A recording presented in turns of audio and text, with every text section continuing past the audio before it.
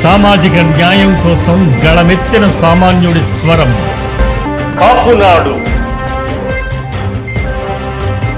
సామాజిక న్యాయం కోసం సామాన్యుడి స్వరం మీ కాపునాడు. కాపునాడు సమాచార లేఖ లెటర్ నెంబర్ 110. ఇడ్లీ నారాయణ, నోరు జాగ్రత్త.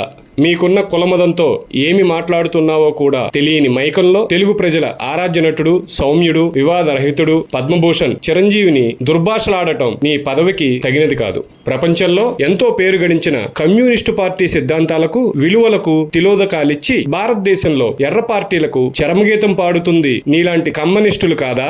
1950వ దశకంలో ఆంధ్రప్రదేశ్ రాజకీయాల్లో అప్పటి నిక్కచ్చి నికార్సైన కమ్యూనిస్టు యోధుల త్యాగ ఫలంతో ఏర్పడనున్న ప్రభుత్వం, అది ఏర్పడక ముందే సోషలిస్టుల ముసుగులో కమ్యూనిస్టు పార్టీ తీర్థం పుచ్చుకున్న మీరంతా కమ్మ ఇష్టులు కారా? ఆంధ్రాలో కుల రాజకీయాలు మొదలైంది మీ చేరికలతోనే అనేది నిజం కాదా?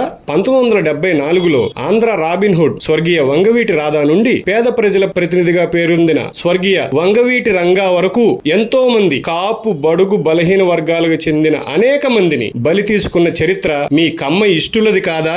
కార్మికుల రక్తం నుంచి వచ్చిన పావలా నుండి వేలు లక్షల సంపాదనతో ఎదిగి ఆ పేదల కష్టార్జితాన్ని ఫుల్ టైమర్ పేరు మీద ఈ రోజుకు స్వర్గ సౌఖ్యాలు అనుభవిస్తున్నది మీరు కాదా?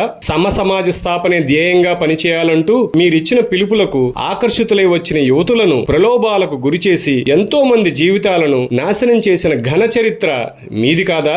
అసలు ప్రస్తుత రాజకీయ పరిస్థితులేంటి? నువ్వు మాట్లాడే మాటలేంటి? ఇలాంటి సమయంలో అది కూడా ప్రత్యేకించి చిరంజీవిని విమర్శించే అవసరం గాని, ఆయన గురించి తప్పుడు పదాలతో కామెంట్స్ చేయవలసిన అవసరం గాని ఏముంది? ఎవరి కోసం? నీ బ్రోకర్ రాజకీయాలు ఎకనైనా మానుకో. పెట్టుబడులు పెడదామని ఆంధ్రకు వచ్చే పారిశ్రామికవేత్తలకు, కమ్మ వ్యాపారస్తులను లాడ్జీలకు, హోటళ్లకు తీసుకెళ్లి పైరవీలు చేస్తున్న పనిని బ్రోకరిజం అంటారు.